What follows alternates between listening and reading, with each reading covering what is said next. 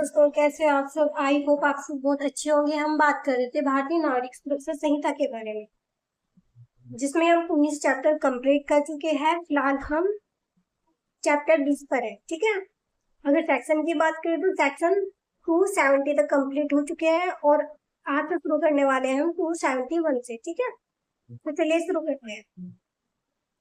Section 271, दोष मुक्ति या दोष सिद्धि। क्लोज 1, यदि इस अध्याय के अधीन किसी मामले में जिसमें आरोप विरचित किया गया है मजिस्ट्रेट इस निष्कर्ष पर पहुंचता है कि अभियुक्त दोषी नहीं है, तो वह दोष मुक्ति का आदेश अभिलिखित करेगा। ठीक है, यह धारा बताती है कि जब कोर्ट में बहस और गवाही खत्म हो जाती है तो जज मजिस्ट्रेट क्या फैसला सुनाएगा। इसका क्लोज 1 कहता है कि अगर मजिस्ट्रेट को लगता है कि दोष अभियुक्त मतलब आरोपी ने कोई जुर्म नहीं किया है और उसके खिलाफ सबूत नहीं है, तो वह उसे दोषमुक्त मतलब बरी कर देगा और इसका लिखित आदेश जारी करेगा। ठीक है, अब क्लोज 2 की बात करते हैं, जहां इस अध्याय के अधीन किसी मामले में मजिस्ट्रेट इस निष्कर्ष पर पहुंचता है कि अभियुक्त दोषी है, किंतु धारा 364 या धारा 401 के उपबंधों के अनुसार कार्रवाई नहीं करता है, वहां वह दंड के प्रश्न पर अभियुक्त को सुनने के पश्चात विधि के अनुसार उसके बारे में दंडादेश दे सकता है। इसका क्लोज तो कहता है कि अगर मजिस्ट्रेट को लगता है कि आरोपी सच में दोषी है तो वह उसे सजा सुनाएगा, लेकिन सजा सुनाने से पहले वह आरोपी को सुनेगा, मतलब दंड के प्रश्न पर सुनवाई। ठीक है, कि आरोपी अपनी कम सजा करने के लिए क्या कहना चाहता है। ठीक है, अगर मजिस्ट्रेट आरोपी को सुधार गृह भेजने या चेतावनी देकर छोड़ने मतलब धारा 364 या धारा 401 के तहत का मन बना चुका है तो अलग बात है, वरना वह बाकायदा सजा का ऐलान करेगा। ठीक है, अब क्लोज 3 की बात करते हैं। इस अध्याय के अधीन किसी मामले में धारा 234 की उपधारा 7 के उपबंधों के अधीन गुरु दोष सिद्धि का आरोप लगाया गया है और अभियुक्त जहां यह स्वीकार नहीं करता है कि आरोप में किए गए अभिकथन के अनुसार उसे पहले दोषित किया गया था, वहां मजिस्ट्रेट उक्त अभियुक्त को दोषित करने के पश्चात अभिकथित पूर्व दोष सिद्धि के बारे में साक्ष्य ले सकेगा और उस पर निष्कर्ष अभिलिखित करे। परंतु जब तक अभियुक्त उपधारा 2 के अधीन दोषित नहीं कर दिया जाता है तब तक न तो ऐसा आरोप मजिस्ट्रेट द्वारा पढ़कर सुनाया जाएगा, न अभियुक्त से उस पर अभिवचन करने को कहा जाएगा और न पूर्व दोष सिद्धि का निर्देश अभियोजन द्वारा या उसके द्वारा दिए गए किसी साक्ष्य में किया जाए।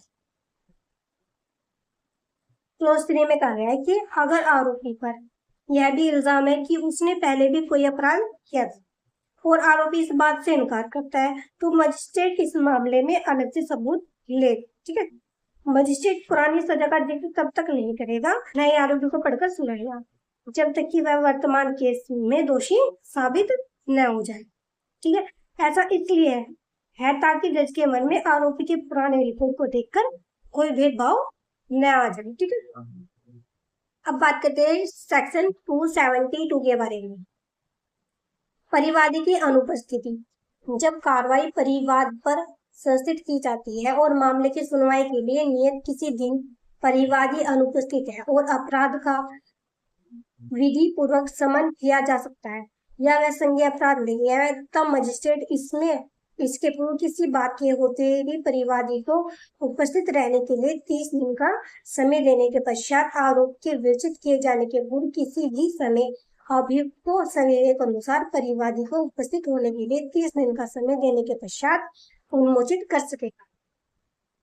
सेक्शन 272 में कहा गया है कि जब किसी प्राइवेट व्यक्ति की शिकायत पर शुरू हुआ हो न कि पुलिस FIR पर। ठीक है, अगर कोर्ट की सुनवाई के दिन शिकायत करने वाला मतलब परिवादी गायब रहता है, कोर्ट नहीं आता है और वह अपराध ऐसा है जिसमें आपस में समझौता मतलब समन हो सकता है या वह अपराध गंभीर नहीं है मतलब असंज्ञेय नॉन कॉन्जिबल है, तो मजिस्ट्रेट आरोपी पर आरोप चार्ज तय होने से पहले ही उन्मोचित मतलब डिस्चार्ज केस से मुक्त कर सकता है।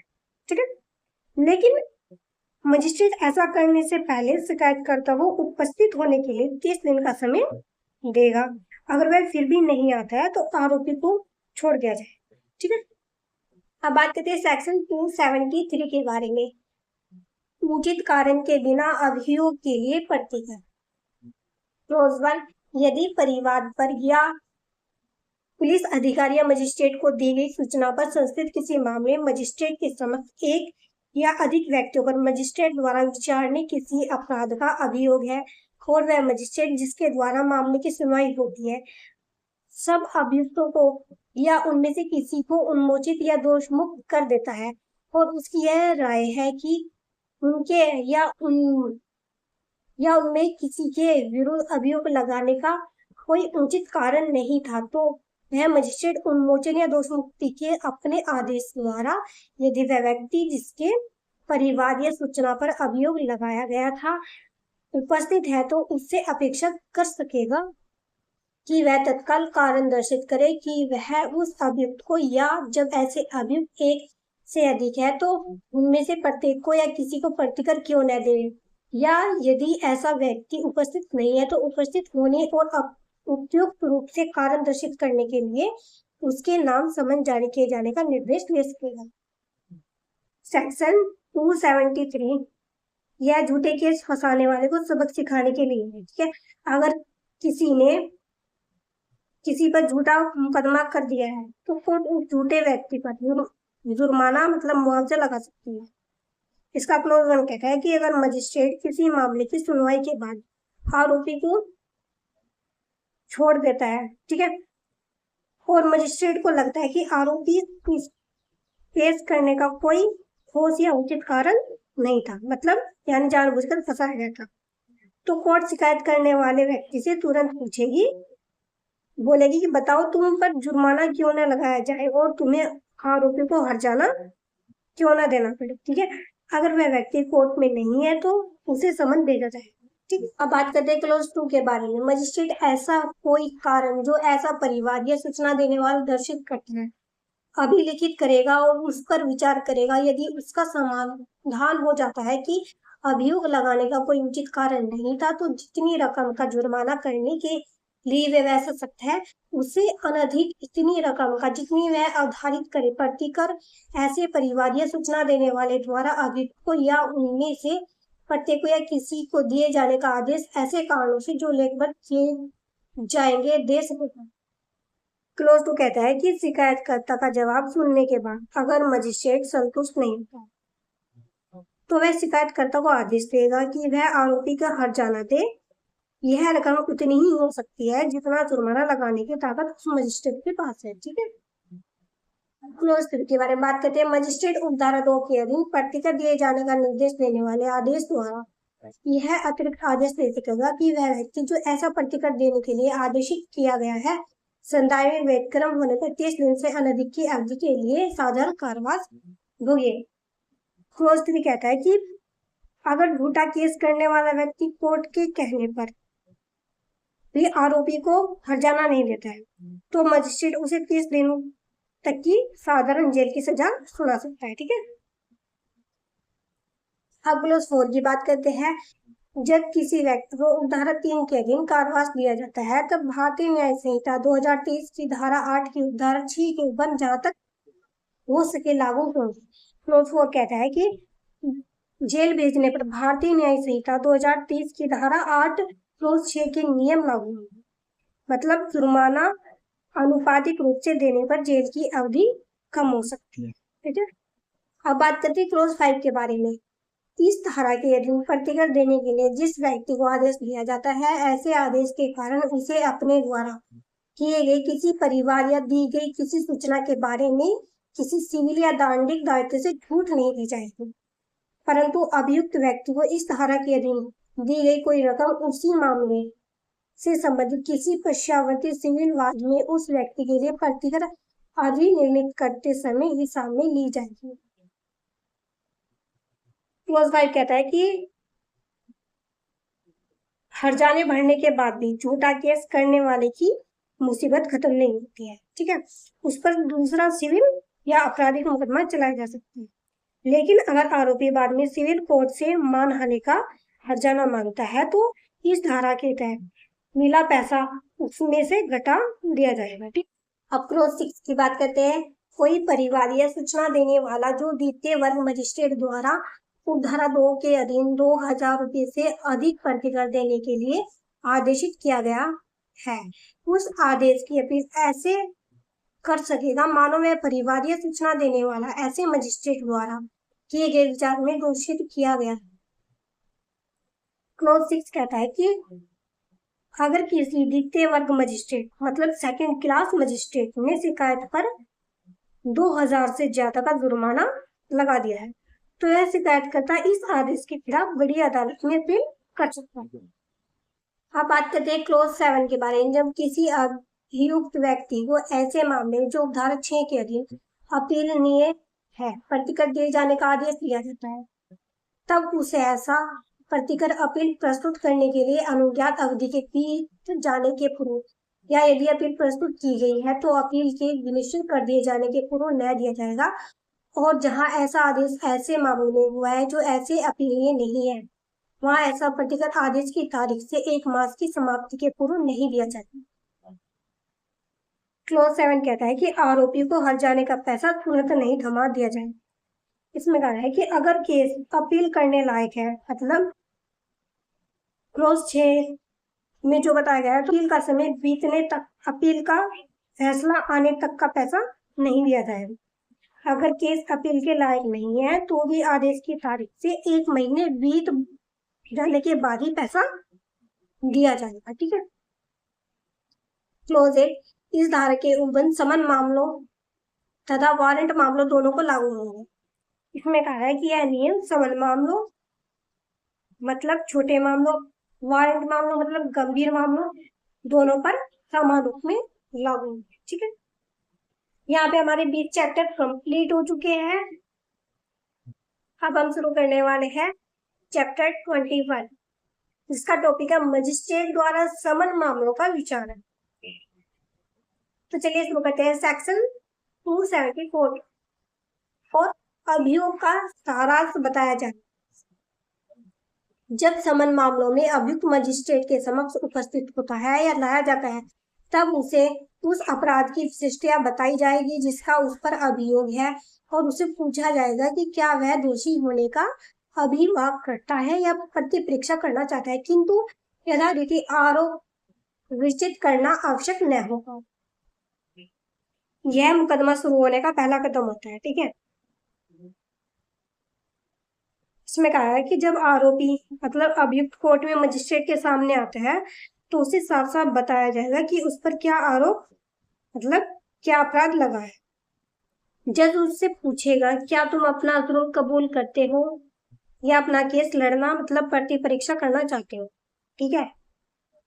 समन मामलों में वारंट मामलों की तरह आरोपित रूप से लंबा चौड़ा आरोप पत्र बनाना जरूरी नहीं होता, बस जुर्म का सारांश बता देना ही काफी है। ठीक है।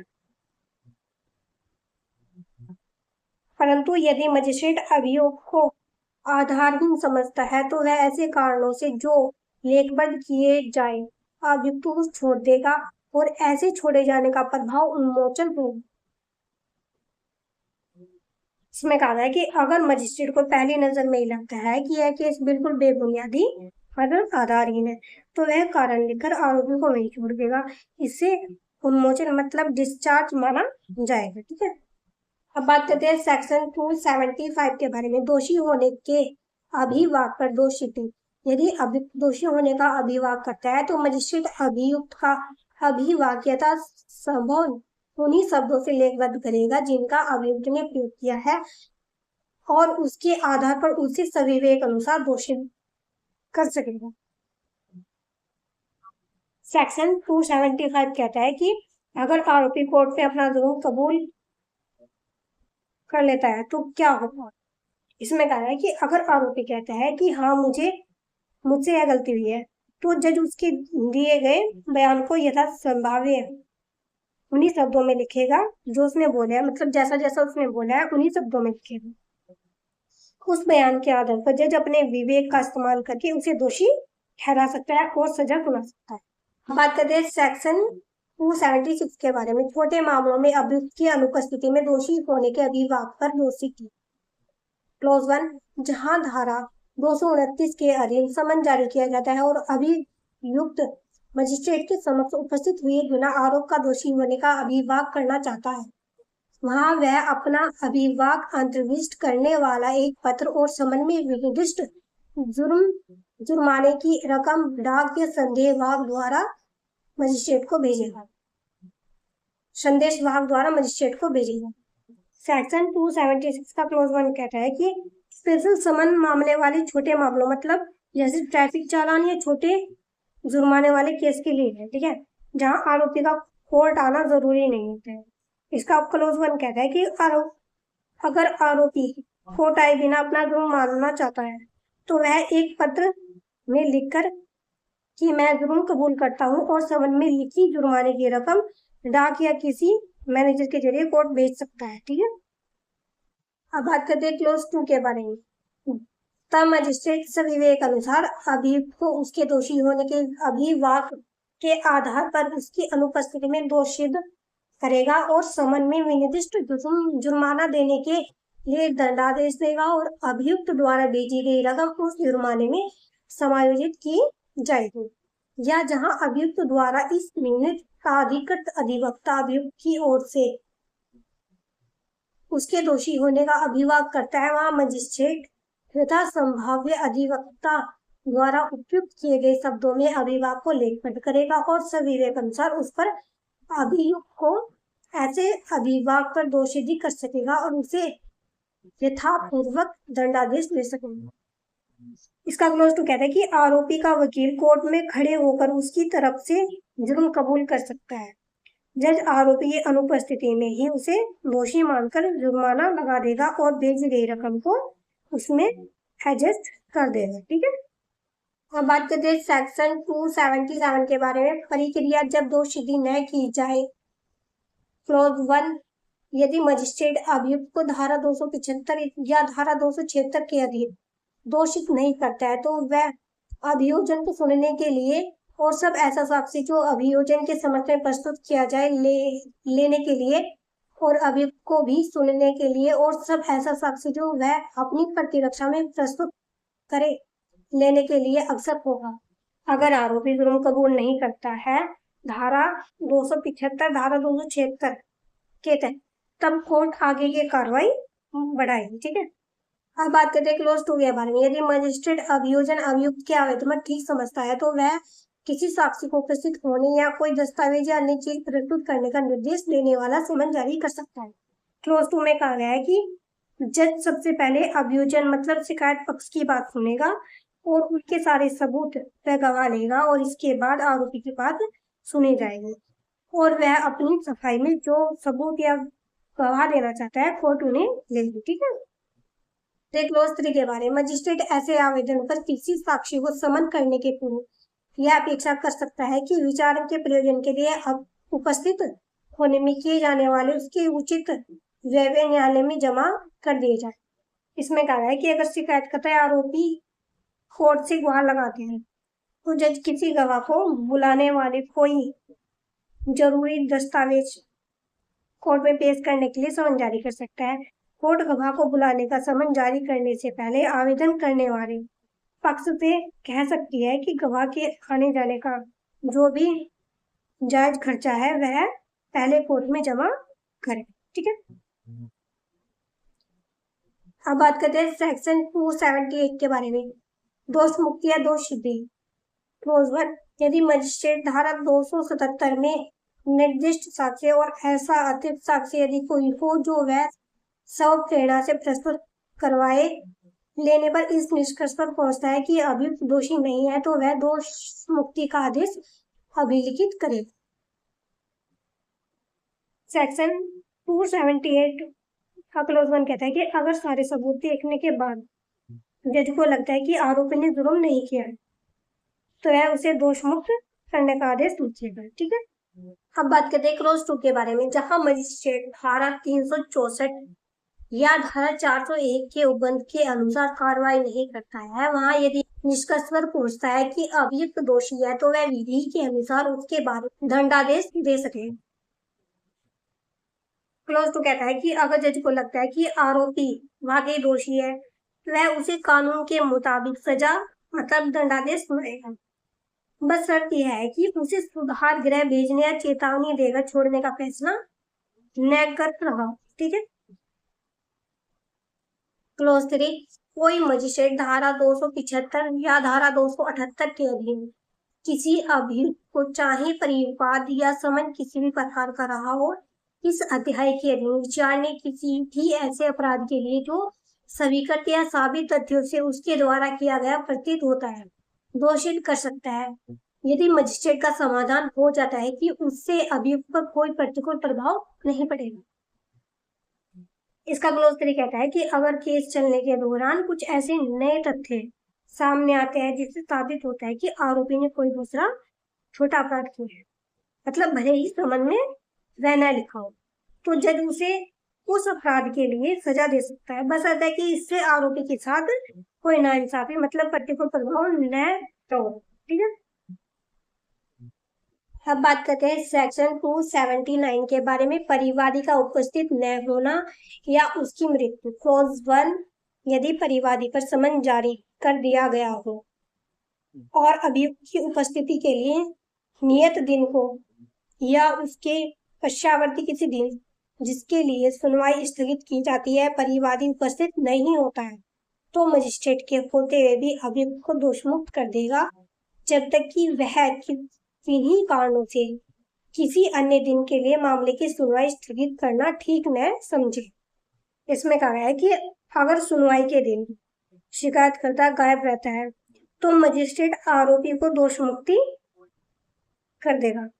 ठीक है, मतलब मजिस्ट्रेट चाहे तो केस की तारीख आगे भी बढ़ा सकता है, लेकिन सामान्य नियम बरी करने का है। ठीक है, परंतु जहां परिवादी प्रतिनिधित्व अधिवक्ता द्वारा या अभियोजन का संचालन करने वाले अधिकारी द्वारा किया जाता है, या जहां मजिस्ट्रेट की राय है कि परिवादी की व्यक्तिगत उपस्थिति आवश्यक नहीं है, वहां मजिस्ट्रेट उसकी उपस्थिति से उसे अभियुक्ति दे सकता है और मामले में कार्रवाई कर सकता है। इसमें कहा है कि अगर शिकायतकर्ता की तरफ से उसका वकील या सरकारी वकील कोर्ट में मौजूद है या जज को लगता है कि आज शिकायतकर्ता का आना जरूरी नहीं है, तो जज उसे आने से छूट दे सकता है और केस को आगे बढ़ा सकता है।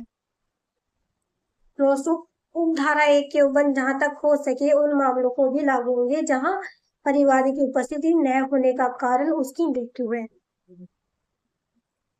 इसमें कहा है कि अगर शिकायतकर्ता की मौत हो जाती है तब भी यही नियम लागू होगा, यानी कोर्ट चाहे तो केस बंद करके आरोपी को बरी कर सकती है।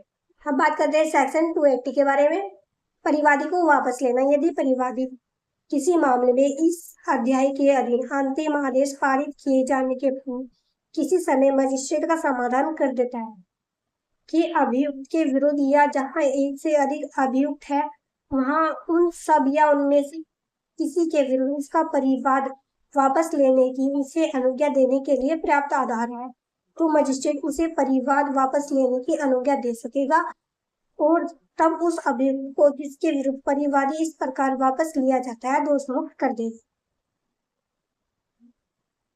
सेक्शन 280 में कहा गया है कि अगर आखिरी फैसला आने से पहले किसी भी समय शिकायतकर्ता जज को संतुष्ट कर देता है कि उसके पास केस वापस लाने की ठोस वजह है, तो जज उसे केस वापस लेने की इजाजत दे सकता है। जैसे ही केस वापस लिया जाएगा जज आरोपी को तुरंत दोषमुक्त कर देगा। अब बात करते हैं सेक्शन 281 के बारे में, कुछ मामलों में कार्रवाई रोक देने की शक्ति। परिवाद से भिन्न आधार पर संस्थित किसी समन मामले में कोई प्रथम वर्ग मजिस्ट्रेट या मुख्य न्यायिक मजिस्ट्रेट की पूर्व मंजूरी से कोई अन्य न्यायिक मजिस्ट्रेट ऐसे कारणों से जो उसके द्वारा लेखबद्ध किए जाएंगे कार्रवाई को किसी भी प्रकरण में कोई निर्णय सुनाए बिना रोक सकते हैं, और जहां मुख्य साक्षियों के साक्ष्य को अभिलिखित किए जाने के पश्चात इस प्रकार कार्रवाइयां रोकी जाती है वहां दोष मुक्ति का निर्णय सुना सकता है, और किसी अन्य दशा में अभियुक्त को छोड़ सकता है और ऐसे छोड़ने का प्रभाव उन्मोचन हो। यह धारा कोर्ट में विशेष परिस्थितियों में केस को बीच में रोकने की पावर देती है। ठीक है, यह नियम सिर्फ उन समन मामलों पर लागू होता है जो पुलिस रिपोर्ट या अन्य आधार पर शुरू हुए हो, मतलब किसी व्यक्ति की प्राइवेट शिकायत परिवाद पर न हो। ठीक है, इसमें कहा है कि प्रथम वर्ग मजिस्ट्रेट मतलब फर्स्ट क्लास मजिस्ट्रेट खुद ऐसा कर सकता है। कोई अन्य मजिस्ट्रेट करना चाहे तो उसे मुख्य न्यायिक मजिस्ट्रेट मतलब सीजीएम की पहले मंजूरी लेनी होगी। जज बिना कोई अंतिम फैसला सुनाए केस की कार्रवाई को किसी भी स्टेज पर रोक सकता है। अगर केस के मुख्य गवाहों की गवाही लिखी जा चुकी है और तब केस रोका जाता है तो आरोपी को दोषमुक्त मतलब बरी कर दिया जाए। अगर मुख्य गवाहों की गवाही से पहले ही केस रोक दिया जाता है तो आरोपी को छोड़ दिया जाएगा, इसका मतलब उन्मोचन होगा, मतलब डिस्चार्ज होगा। ठीक है, हम बात करते हैं सेक्शन 282 के बारे में। समन मामलों को वारंट मामलों में संपरिवर्तित करने की न्यायालय की शक्ति। जब किसी ऐसे अपराध से संबंधित समन मामलों के विचारण के दौरान जो 6 माह से अधिक अवधि के कारावास से दंडनीय है, मजिस्ट्रेट को यह प्रतीत होता है कि न्याय के हित में उस अपराध का विचारण वारंट मामलों के विचारण की प्रक्रिया के अनुसार किया जाना चाहिए, तो ऐसा मजिस्ट्रेट वारंट मामलों के विचारण के लिए इस संहिता द्वारा उपबंधित रीति से उस मामले की कुल सुनवाई कर सकता है और ऐसे साक्ष्यों को पुनः बुला सकता है जिनकी परीक्षा की जाती है। इसमें कहा है कि कभी कभी मजिस्ट्रेट को ट्रायल के बीच में लगता है कि मामला जितना छोटा दिख रहा था उतना नहीं है। अगर अपराध ऐसा है जिसमें 6 महीने से अधिक की जेल हो सकती है तो विचारण के दौरान अगर मजिस्ट्रेट को लगता है कि न्याय के लिए इस केस को समन मामले की तरह नहीं बल्कि गंभीर वारंट मामले की तरह चलाना चाहिए तो वह प्रक्रिया बदल सकता है। ठीक है, जज उस मामले की वारंट केस के नियमों के तहत नए सिरे से मतलब पुनः सुनवाई शुरू करेगा और जिन गवाहों के बयान पहले हो चुके हैं उन्हें दोबारा कोर्ट में बुलाकर गवाही ले सकता है। ठीक है, अब यहाँ पे हमारे 21 चैप्टर कंप्लीट हो चुके हैं। अब हम शुरू करने वाले हैं चैप्टर 22। ठीक है, इसका टॉपिक है संक्षिप्त विचारण। तो सेक्शन की बात करते हैं, सेक्शन 283 संक्षिप्त विचारण करने की शक्ति। क्लॉज 1, इस संहिता में किसी बात के होते हुए भी पॉइंट ए कोई मुख्य न्यायिक मजिस्ट्रेट, पॉइंट बी कोई प्रथम वर्ग मजिस्ट्रेट सभी निम्नलिखित अपराधों का या उनमें से किसी का संक्षिप्त विचारण करेगा। नंबर 1, भारतीय न्याय संहिता 2023 की धारा 303 की उपधारा 2, धारा 305, धारा 306 के अधीन चोरी जहाँ चुराई संपत्ति का मूल्य 20,000 रुपए से अधिक नहीं है। नंबर 2, भारतीय न्यायिक संहिता की धारा 317 की उपधारा 2 अधीन चोरी की संपत्ति को प्राप्त करना या रखे रखना जहां ऐसी संपत्ति का मूल्य 20,000 रुपए से अधिक नहीं है।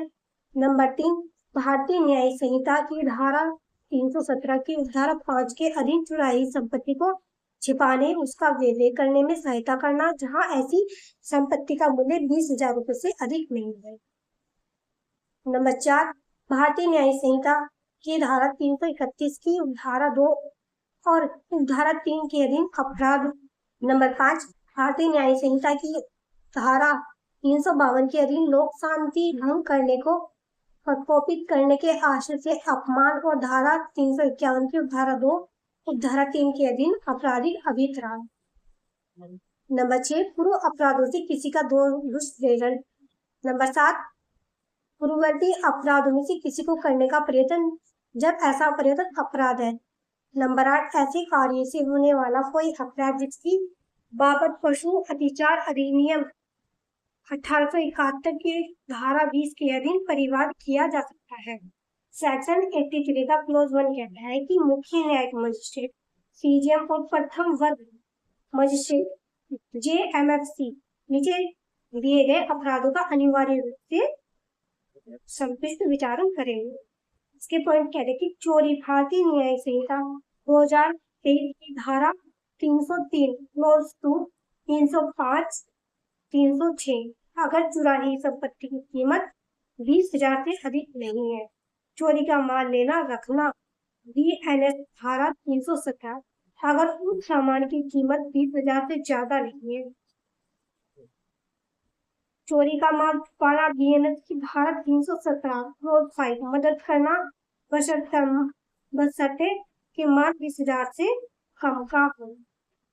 घर में बिना अनुमति घुसाना या अतिचार धारा 331 क्लोज 3 वाले अपराध शांति भंग करने के लिए अपमान करना BNS धारा 352 है धमकाना अविश्वास BNS धारा 351 क्लोज 2 और क्लोज 3 ऊपर लिखे अपराधों के लिए किसी को उकसाना ऊपर लिखे अपराधों को करने की कोशिश करना पशु अत्याचार अधिनियम 1831 के तहत आने वाले मवेशियों से जुड़े छोटे अपराध।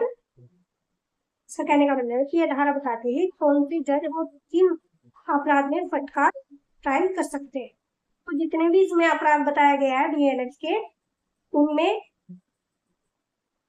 CGM और JNC अपराधों का विचारण कर सकते हैं।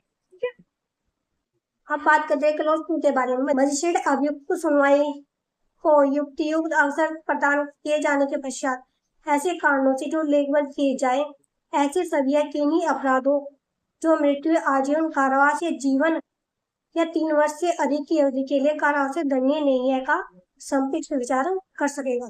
परंतु इस उपधारा के अधीन किसी मामले का संक्षिप्त विचार करने के लिए किसी मजिस्ट्रेट के निश्चय के विरुद्ध कोई अपील नहीं होगी।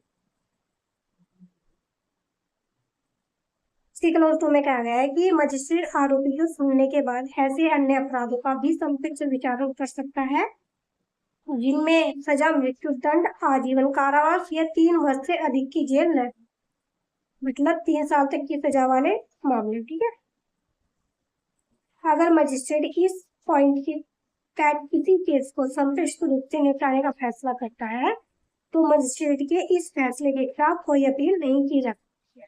क्लोज 3 जब संक्षिप्त विचारण के दौरान मजिस्ट्रेट को प्रतीत होता है कि मामला इस प्रकार का है कि इसका विचारण संक्षिप्त किया जाना अवांछनीय है तो वह मजिस्ट्रेट किन्हीं साक्षियों को जिनकी परीक्षा की जा चुकी है उन बुलाएगा और मामले को इस संहिता द्वारा रीति से पुनः सुनने के लिए अवसर होगा। क्लोज 3 कहता है कि अगर संक्षिप्त विचारण के बीच में जज को लगता है कि यह केस पेचीदा है और इसका संक्षिप्त विचारण करना ठीक नहीं है तो वह संक्षिप्त प्रक्रिया को रोक देगा। वह गवाहों को दोबारा बुलाएगा और सामान्य कानूनी तरीके से केस को फिर से सुनेगा।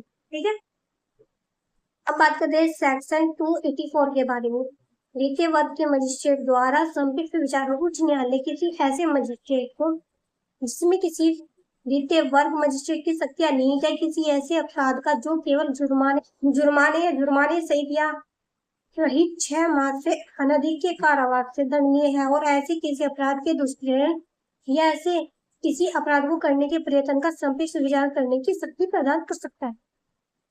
सेक्शन 284 कहता है कि हाई कोर्ट की पावर, मतलब हाई कोर्ट चाहे तो द्वितीय वर्ग मजिस्ट्रेट मतलब सेकंड क्लास मजिस्ट्रेट को भी संक्षिप्त विचारण करने की शक्ति दे सकता है, लेकिन यह मजिस्ट्रेट सिर्फ उन्हीं अपराधों का संक्षिप्त विचारण कर पाएंगे जिनमें सजा केवल जुर्माने को या जुर्माने के साथ अधिकतम 6 महीने तक की जेल, मतलब ऐसे अपराधों को उकसाना कोशिश करना, इन मामलों का ही विचारण कर सकते हैं।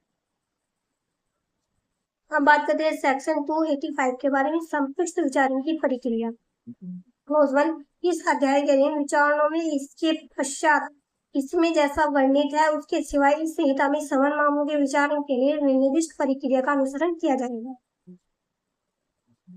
सेक्शन 285 का क्लोज 1 कहता है कि संक्षिप्त विचारण में भी कोर्ट मोटे तौर पर उन्हीं नियमों और प्रक्रियाओं का पालन करेगी जो समान मामलों के लिए तय की गई, जिसमें बहुत ज्यादा कागजी औपचारिकताएं नहीं होती है। ठीक है, तो क्लोज 2 3 माह से अधिक की अवधि के लिए कारावास का कोई दंडादेश इस अध्याय के अधीन किसी दोष सिद्धि के मामले में न दिया जाएगा। इसमें कहा गया है कि संपिष्ट विचारण समरी ट्रायल के तहत कोई मतलब संपिष्ट विचारण मतलब समरी ट्रायल के तहत कोर्ट किसी भी दोषी को 3 महीने से अधिक की जेल की सजा नहीं सुना सकती, चाहे उस सजा की सामान्य सजा कितनी भी ज्यादा क्यों न हो। अगर केस को संपेक्ष में निपटाया गया है तो जेल की सजा मैक्सिमम 3 महीने की होगी। ठीक है, आज की वीडियो में इतना ही। वीडियो को लाइक कीजिए, कमेंट कीजिए, शेयर कीजिए और चैनल को सब्सक्राइब कीजिए। Thank you.